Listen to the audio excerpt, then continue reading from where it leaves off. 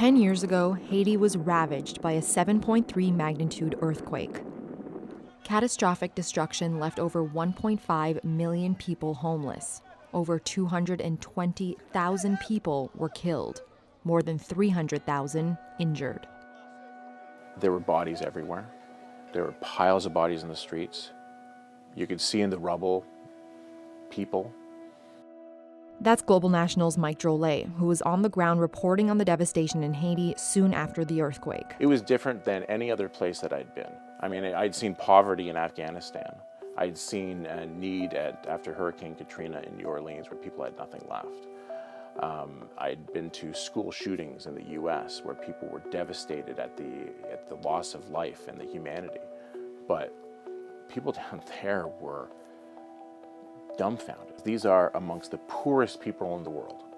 They had nothing to begin with, and then you took away nothing, and they were left with even less. They may have had a roof over their heads, but now they don't even have that. They were surviving on $2 a day. Now they're scrambling to find anything. One of the poorest countries in the Western Hemisphere, left in ruins. And a decade later, many are still haunted by the tragedy. Pour moi-même, journée ça, c'est une plus vieille journée qui était capable d'exister depuis le monde. Jean-Louis veut passer dans 55 secondes. Par contre, votre corps jamais gagné bagay ça. Et ça crée un petit peu. Et triste, frustrant, et des fois choquant, et des fois même, vous êtes capable de dire, je ne sais pas comment vous êtes capable de dire. In the weeks following the earthquake, there was hope that Haiti could rebuild. An outpouring of support came from around the world in the form of volunteers, rescue and medical teams, celebrities, and donations. Millions and millions of dollars.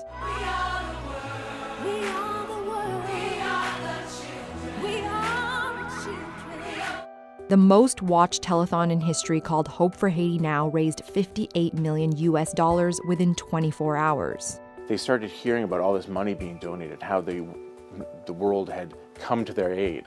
And people were like hopeful. They were like, you know what? Maybe finally somebody's gonna help us. Maybe finally somebody is going to give us that hand up that we so badly needed. But that didn't happen because much of the funds never reached Haitian hands. $3 billion was donated to UN agencies and NGOs by private donors. And over the last 10 years, more than $13 billion was contributed. But of that $13 billion, it's estimated only 48% made it to Haiti. A lot of the money went to organizations that were not actually in Haiti.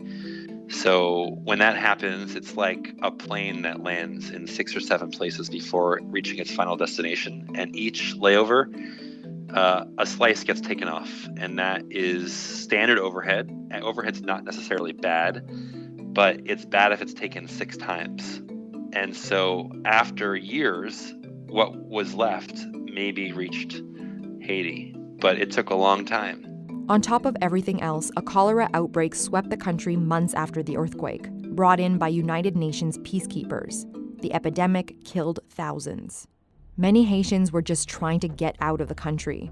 Canada opened its arms to thousands of refugees, giving immigration priority to those affected, including Gaël Chancy, who was 12 years old at the time. It was decided that I was leaving for Canada, that I was coming to Montreal. What happened was a bit of a hard truth for me because I got separated from my parents because my dad stayed, and I understood the situation, but it was really hard because I feel like I didn't really have a choice. Once he settled in Montreal, he felt what is often described as survivor's guilt and looked for different ways to give back. Today, he's finishing up a bachelor's degree in geopolitics and is a youth worker at a Haitian community center. One of the things that I'm really proud that I've achieved 10 years after is that I found a way to help Haiti from here, and I helped the Haitians that got here in the same way that I got here 10 years ago. And also I'm looking forward and I'm thinking of, well, you know, there's nothing stopping me from going back as long as I make sure that what I do when I go back is making a difference. A sentiment felt by many throughout this past decade. The pictures I've seen from Haiti, there really not much appears to have changed. And it's sad because there was such hope, but pessimists said, you know what, we'll see. We'll see whether or not anything changes. The quake may have destroyed the National Cathedral, but amidst all of this destruction, the Haitians still showed up to sing.